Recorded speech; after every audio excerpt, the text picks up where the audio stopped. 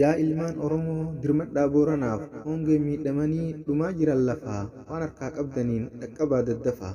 Waan keessa isaan jiran hangafni ilmaan aabboo waan qotatan dhaban oggoydullee daabboo bishaan dhugan dhabuun keessa jiran rakkoo horiin tokko dhume bariin jiru tokko horiin harkaa dhume bariin jiru tokko. Akkam jedheetumaan rakkoo isaanii himaa miidhaan itti jirtu haalaan itti cimaa sabiyyii guddaanis beelaan akka dhuma foon irraa dhumanii qaamni ciccirama. Akka keessa jiran laalaa hangafni ilmaan aayyoo wayi anaa haa nyaatu lammii konkoo wayyoo kaleessa dhadhaa fi cooma murattanii namoota hundaafuu kan nu nyaachiftanii har'a dhugaatillee dhabuun rakkattanii Oromoo dhaqqabaa hangafa keessanii Oromoo dhaqqabaa hangafa keessanii.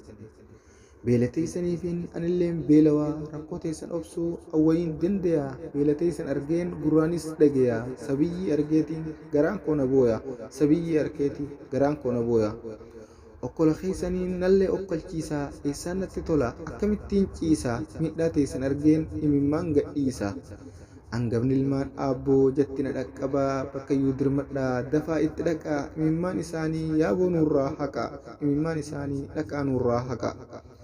Carraa isaanii dhaquu dhabullee sagaleeniin iyyaa hanga dhagayanii guutuun ilmaan biyyaa walnaaf dhageessisaa hunda ilmaan ayyaa Booranni beelaan dhumaa jira hin qabanii fayyaa. Beelaa fi dheebuunis yeroo kan nuun taatu yaa Booranaa konkoo wayi anaa haa nyaatu laalaa teessaniifiin laaladhee gubadhaa ani lubbuu tiyya isiniifin laadha ani lubbuu tiyya isiniifin laadha.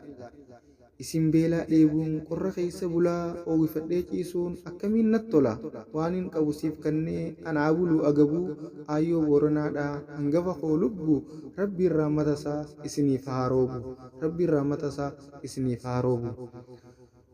Ulaa beelaa dheebuu yaa rabbirraa cufii raamanni kee bal'aa dhaqqabiin daddafi raamanni kee bal'aa dhaqqabiin daddafi.